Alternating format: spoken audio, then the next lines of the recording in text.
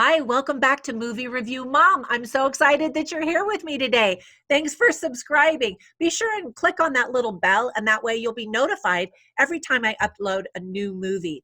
So today, the movie I'm talking about is Frozen 2.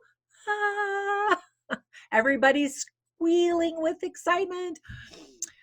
So the movie is rated PG. It is 1 hour and 43 minutes. And the movie review mom grade I'm giving it is a B plus. And I'm going to explain why. The first time I watched the movie, I had really mixed feelings about it. And I thought, it's got to be better than what I'm thinking it is. So I watched it again and I did like it much better this second time. So I settled on a B plus. So anyway, let me give you a quick nutshell. I'll give you some tips for parents, some themes that you can talk about with your kids, and then some things I liked and things I didn't like. All right, so first, in a quick nutshell, this is a sequel, obviously, to the hugely popular Frozen movie that came out and stormed the world in 2013. It's been highly anticipated by squealing fans and me. And in fact, when the very first trailer was released, it had 116,400,000 views within the first 24 hours, making it the most viewed animated trailer of all time. In other words, people are really excited about this sequel. So, in a quick nutshell, again, let me put it to you this way. Visually, Frozen 2 is just stunning as expected. The animation's unbelievable. The creativity is off the charts. The story, however, isn't nearly as charming as the first one, and it's even a little convoluted and confusing, I think, for young kids. The songs are often very dark and complicated, making them not necessarily easy to sing, like Let It Go. However, I know that children and their moms and dads will probably be singing it for the next 6 years until while we wait for the next movie to come out in this cash cow franchise. All right, some quick tips for parents. There are people and creatures in danger. And as I mentioned, the sequel is quite dark, depressing, and maybe even scary at times for really young ones. There's no profanity. However, Olaf says the word butt when he tells us a fun fact about how turtles can breathe out of their butt. There's some kissing and hugging. And as we learned in the first Frozen, everyone likes warm hugs. So that's okay, right? There's discussion of death, and there's an implied death of a beloved character that your children might be upset about. There's another person who gets thrown off a cliff, and we don't see anything, but it's presumed that that person dies. And then magic in its various forms. Now, some themes are, first of all, the biggest theme of the whole movie, which I think is a great one, is all what one can do is the next right thing. The first time we hear that mentioned in the movie is by one of the trolls, the king troll, rock troll guy. I can't remember what his name is. And so as soon as he said that, I was like, oh, that's a really good line. And I wrote that down. And then you hear that over and over again, and it's even sung. So clearly, that's the big takeaway theme for your kids. And I like that.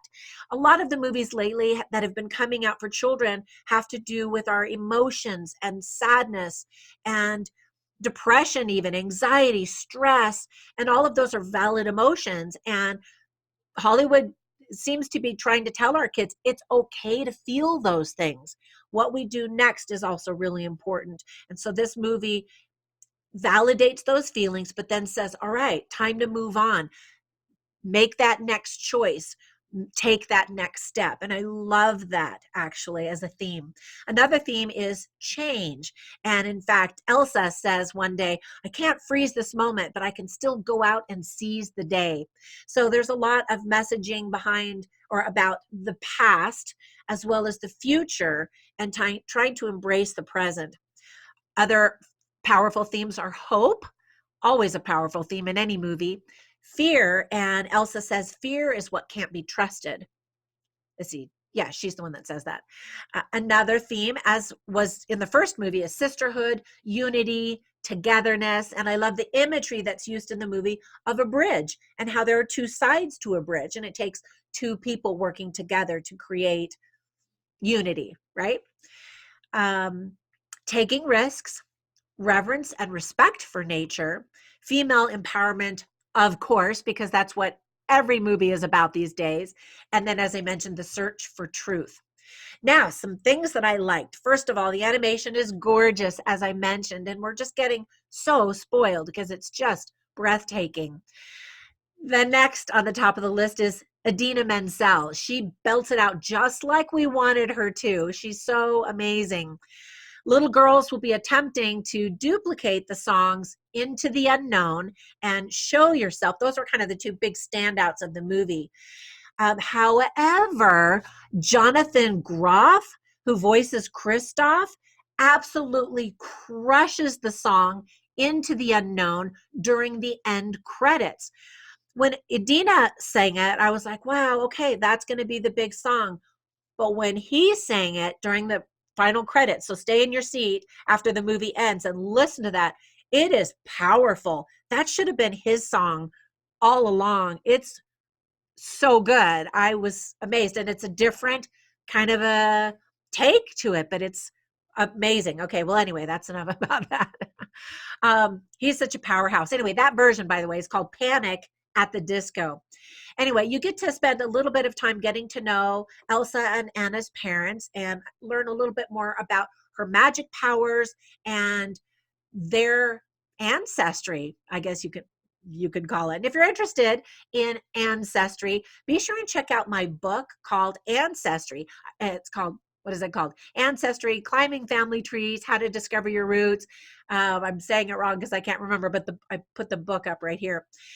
Anyway, I won't say more about that other than check it out if you're interested in discovering your own ancestry.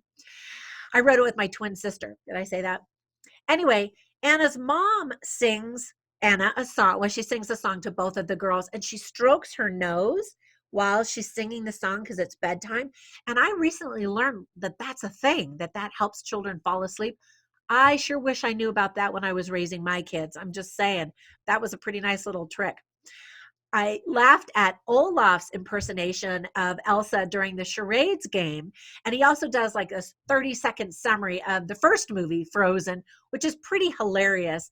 And then he shares a lot of fun facts and is the character that keeps things light in the film. As I mentioned, the movie is pretty heavy. And so some people are annoyed by his character. I personally like his character and get a kick out of all of the little things that come flying out of his mouth. So I appreciated that he added some humor and some levity to the movie because it's just serious drama for most of the movie. There are super cute details, as expected. The animation and the details are perfect. And the animation for water was just amazing. I mean, just the actual water that you see everywhere. But wait, we have to go above and beyond and create a water creature. There's this super cool character named Knock who has a horse mane waterfall, as if the water wasn't amazing enough. That was pretty impressive. There were a few respectful nods to Mickey Mouse. And so look for shapes of his ears, his face, and then his little classic Mickey Mouse ears in various moments. They're very short, but they're definitely there. And by the way, water does have a memory. Check out Masaru Emoto's study. He's a Japanese scientist. Just Google his name. There are videos that he's done, research that he's done that are just fascinating. And you'll believe water does have memory. Super interesting. And I just think that's fascinating that they chose to use that as part of a theme that carries throughout the whole movie. Really interesting. Also, Elsa has the best dresses always. And at one point, she levels up and has this gorgeous white gown that has these like little shimmering rainbow colored crystals that are supposed to kind of reflect the Norwegian aurora borealis, which is just beautiful, stunning. She looks gorgeous. But I actually was watching another YouTube review of the movie, and it was by someone who just said, oh, I loved the LGBTQ shout out in Elsa's dress, and that she was interpreting that rainbow color as LGBTQ. And I thought that was interesting. I never would have thought of that. And I don't know, maybe it is, maybe it isn't, but the dress is still beautiful one way or the other. That little fire spirit salamander's name is Bruni, although you never hear his name, but you see it on written things that was his name. He was adorable. Hopefully we'll see more of him. And then there's a very short clip at the very, very end of the closing credits featuring the snow monster from the first Frozen movie and the little Snowgies from Frozen Fever. Do you remember those cute little balls with the little faces, little snowballs? Anyway, so those are some of the things that I really, really liked. Now, the list of things that I didn't quite like. First of all, the movie starts off with a lot of exposition and some very obvious foreshadowing, which is fine. The foreshadowing is fine. Little kids probably won't pick up on it. And that's really who the movie's for anyway, right? But there's lots of exposition at the beginning to try to set everything up. And then throughout the movie, there's lots of explaining. People are explaining, I got to go do this. I got to do that. And they don't really say, all right, should we do this? Let's make this a group decision. They're just like, I'm doing this, and off they go. The villain per se gets a ridiculous small amount of screen time, which is quite odd for a Disney movie. And then there are even a lot of reviewers who are saying there was no villain. There is, but it's not like the classic Disney villain that you would expect. And you need a villain or some kind of an antagonist in a movie, right? To be able to carry the story and have there be a climactic moment where everything is falling apart and then, things happen. Anyway, I guess you could say these four elements are antagonists until Elsa's able to work some magic. I don't know if that was a spoiler alert or not, but anyway, I also wondered if some of the animators might have been different because I thought Elsa, Anna, well, mostly just Elsa and Anna looked really different to me. I don't know if they were supposed to look more mature or thinned out. Their faces mostly is what just looked different. I don't know. Maybe it was just me. You have to let me know. Comment below if you thought that was odd too, or you caught some differences. I don't know. The big Stonehenge looking stones reminded me of those big stones in the movie Brave. So I kept wondering if Merida was going to pop out somewhere. Not really, but I just thought we've seen that before. Some of the humor doesn't actually land, which was disappointing. It isn't the same light, fun movie that we saw in the first movie, as I mentioned. And so a little bit more humor would have been helpful. Anna isn't cute and charming like she was in the first movie, kind of quirky.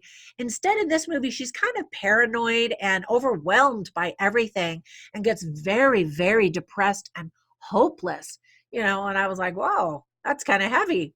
And I felt really badly for Kristoff because his personal story is just really boring. He spends the whole movie trying to figure out how to propose.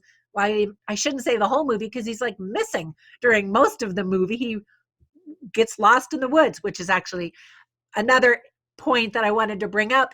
His one big song is called Lost in the Woods, and it's done like in a 1980s rock style, which is hilarious, but also odd, and it didn't seem to fit with the rest of the movie.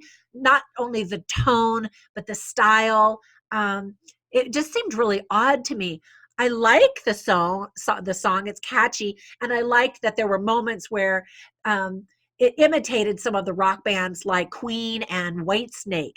And so that made it kind of funny. But again, it just seemed like an odd choice. Anyway, Elsa is magic and powerful, but she kind of also spends the movie kind of depressed and kind of emo. And she even looks more white and pale, like emo gothic or something like that. While adorable and hilarious in the first movie, Anna always would say, wait, what? Do you remember when she would say that? And everybody's like, oh. Anyway, in this movie, I guess they were like, yeah, remember when she said that? Now everybody says that. Wait, what? That happens like a bunch of times. I don't know why that drove me nuts. And then only minutes after saying, promise we do this together, okay? Everybody just like splits off, and you're like, wait, what happened to that promise? That didn't last very long. Some fans say that the ending is kind of a strange letdown, and I kind of agreed. It just sort of seemed a little depressing almost.